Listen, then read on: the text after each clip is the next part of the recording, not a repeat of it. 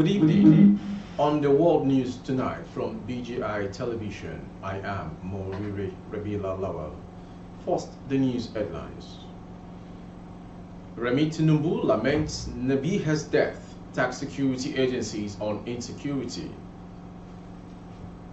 Humanitarian scandal, EFCC quizzes AGF as Bajabia Miller court approving 3 billion naira for social register verification. Anti-graft agency EFCC currently grilling chairman of Federal Character Commission Muhiba Farida in Abuja. Worsening poverty, hunger, escalating kidnapping, insecurity. Atiku. Wike summons emergency meeting over rising insecurity in Abuja. Man delivering ransom to bandit in Kaduna held hostage and request for more funds and sends strong warning to Tinubu. On sports, you are not patriotic. Sean Kuti blasts Super Eagles players and coach. The news in detail. First Lady Remi Tinubu is devastated over the death of Nabiha Al-Qadiriya, one of the young girls kidnapped on the outskirts of Abuja. Nabiha was kidnapped along with her father and sisters from their home some weeks back. Days after abduction, the gunmen demanded a huge money and later killed Nabiha as a warning when the money was not paid on time. Devastated by the development, Remi Tinubu extended her condolences to the family of the victim. It is with a heavy heart that I acknowledge the devastating loss of Nabiha and extend my deepest condolences to our grieving family. In difficult moments like these, I urge the nation to join in fervent prayers for the safe return of these girls. Let us hold the families close to our hearts in prayers, she wrote on her X account on Monday. I implore our security agencies to intensify their effort in addressing the pressing matter of kidnappings and insecurity in our nation. The safety and swift return of the Al-Qadiriya sisters and others in captivity should be our paramount concern. To the parents, especially mothers, I appeal for intensified prayers for our children and for peace to prevail in our beloved country, Nigeria. May the Almighty God comfort all the Qadiriya family for their loss, and may God bring the other children back home safely. God bless the Federal Republic of Nigeria, says the First Lady.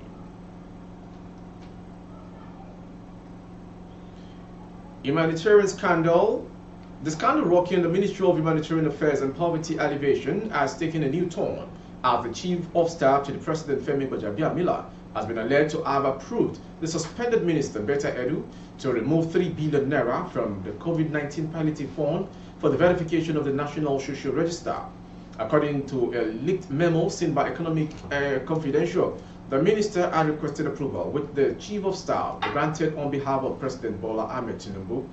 The leaked memo with reference number SH/COS/145/A/220 and dated 18 September 2023 was a reply to Minister which was titled Conveyance of Approval, Reapproval to use 3 billion naira for the COVID-19 palliative fund for the verification of the National Social Register. In the memo, Mr. Biamila specifically asked the minister to proceed with the transaction, even though the Economic Confidential could not confirm if there was a written approval from President Tinubu. She was therefore suspended by President Tinubu and handed over to the Economic and Financial Crimes Commission for investigation. In recent weeks, the suspended minister has been in the news for seeking to transfer 585 million naira meant for distribution to vulnerable Nigerians into a private account. She raised a memo requesting the Office of the Accountant General of the Federation to send a said amount to the private account of one Oniyelu Bridget to prosecute the ministry's mandate in some states. The Economic and Financial Crimes Commission (EFCC) is currently cross-examining the Executive Chairman of the Federal Character Commission (FCC), Muhiba Farida Denkaka, in connection to an alleged certificate scandal linked from top source of the Commission. The FCC Chairman is at the EFCC headquarters Abuja, where she is answering questions from operatives who are looking into several documents presented before them on forgery and presentation of false information alleged against the Chairman. Muhiba is currently at the EFCC headquarters. Information on Friday reported that the Chairman was cross-examined by the operatives of the Nigeria Police Force in connection to an alleged certificate scandal. She was grilled for over 5 hours by the Nigeria Police Force at the headquarters Abuja over alleged forgery as claimed. It will be recalled that a civil society organization, Youth and Leadership Initiative, in May 2023, petitioned the Deputy Inspector General of Police, Force Criminal Investigation Department Garki Abuja, and alleged that Dankaka present false information to the Presidency and the National Assembly to secure the chairmanship of the Commission.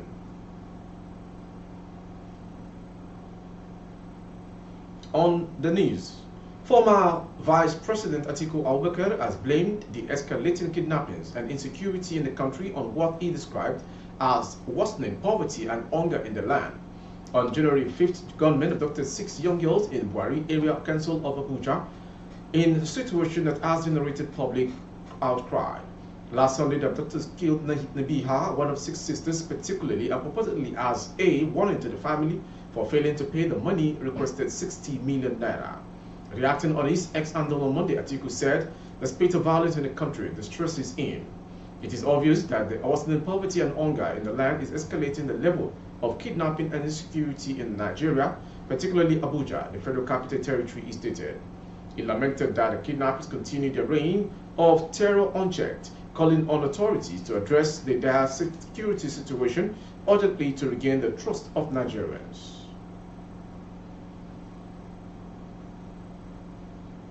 Minister of the Federal Capital Territory FCT, Nsõm, has summoned an emergency security meeting following the worsening security situation in the nation's capital. Bandits have been breaking into houses and picking up residents from the comfort of their homes. The incident, which have created tension, reached its height when some residents, including a 13-year-old secondary school student, were killed over failure to meet deadline money for payment. Speaking at the meeting, which is ongoing as the information length, Wike assured FCT residents that their safety is guaranteed. He said the government was working to support security agents with all what they need to tackle insecurity. Among those in attendance are heads of security agencies in the FCT, top officials of the Federal Capital Territory Administration, FCTA, council chairmen, as well as traditional rulers. Wike warned the area council chairmen to be alive to their responsibility at the local levels. He stressed the need for security apparatus to re-strategize and redouble their effort to tame insecurity in the territory. You are watching the world news from BGI Television. A retired school principal who volunteered to deliver money to kidnappers to secure the freedom of victims in Gwari, LGA, Kaduna State has been held hostage. Former federal lawmaker who represented the Kaduna Central Senatorial District at the Red Chamber, Senator Sheikh Usani, made this known in a post on his verified X-handle today. According to him, the man whose name was not revealed has been in captivity for at least 3 days. The post read, a retired school principal who volunteered to deliver money in the kidnapper's tent has been held hostage, and also report that the Kaduna is one of the states in the northwest where the daredevil bandits have been wreaking havoc in the past years before now. Moving on to the next story. President Bola Tinubu has been advised to intervene and release DCP Abba Kyari so that he can assist in tackling the current nagging security challenge in the country. A group of concerned Nigerians gave the advice in a statement signed by its National Coordinator, Segun Rotimi, Deputy National Coordinator, Musa Shehu, and National Secretary, Nnamdi Sylvester, in Abuja today. The group expressed concern over the latest attack on a family in Buari area council in FCT, where, according to them, the kidnappers killed 3 out of the family they kidnapped. Equally shocking, the group said, are renewed attacks on passengers along the Abuja-Kaduna Expressway. The Gwari Expressway to Zamfara has been overtaken by kidnappers as Plateau, Zamfara, Borno, and many other places where the criminals have completely taken over now. The group therefore insisted that DCP Abba Kyari has a capacity to halt the current insecurity in the country because, according to them, he has done it in the past. He knows the terrain, the system, the strategies, and how to engage communities and their leaders, which usually help him to arrest even the most dangerous of these kidnappers and bandits.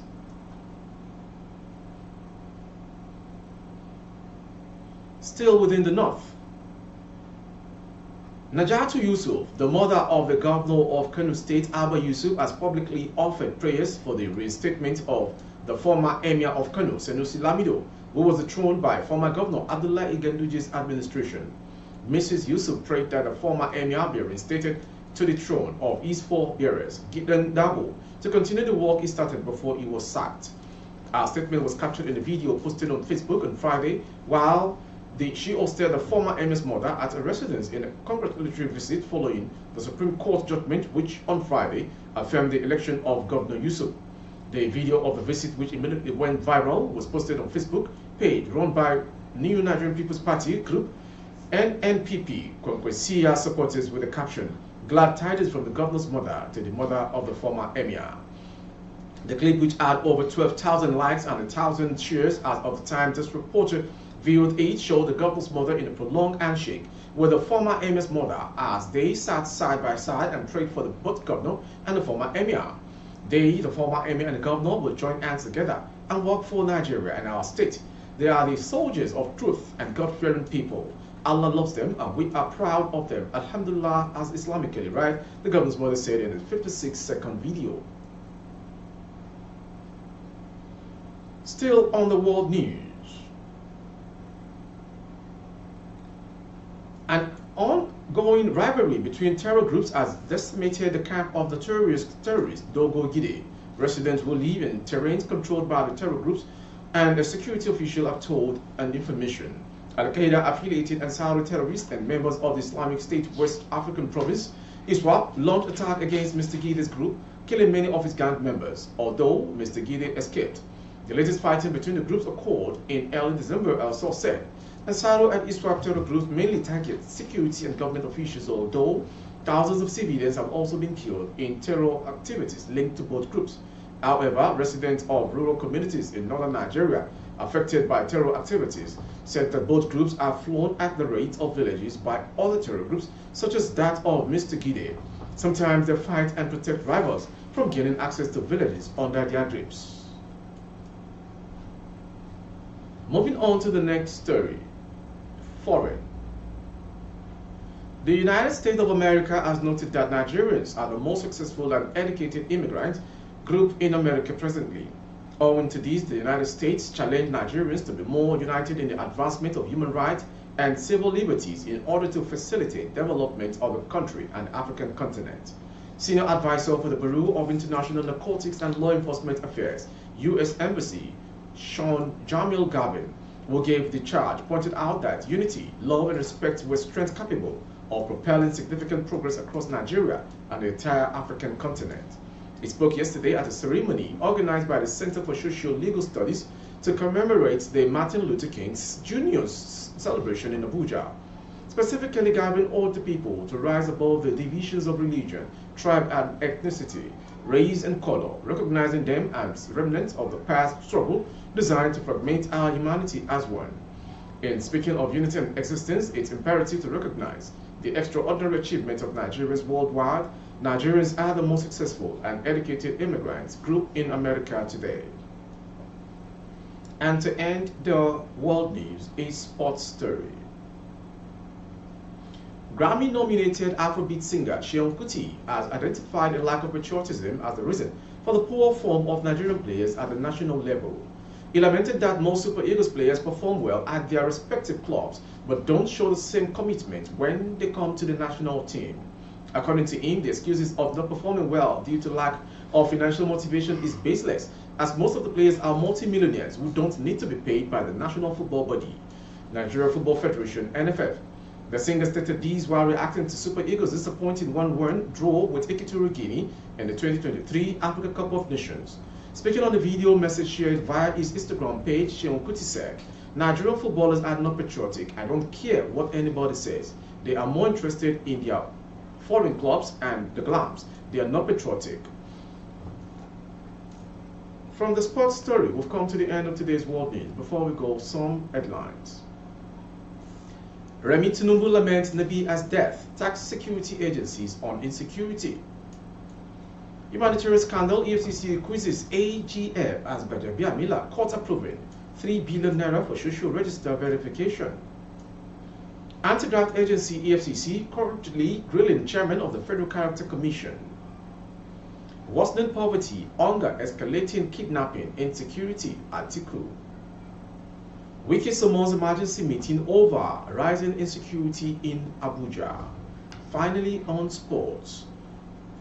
You are not patriotic. Seun Kuti blasts Super Eagles players and coach. For updates of our broadcast on YouTube, our handle is Babagide Imo Television. Kindly subscribe and click on the notification bell. Select option all to access all of our broadcasts. On Facebook, Bagide Imo with Alawi and Ibayo. Please like and follow the page. For advert placement in bulletin services, coverage of events and function, please dial the phone number streaming on the screen. Good night. I am Morire Rebila Lawal.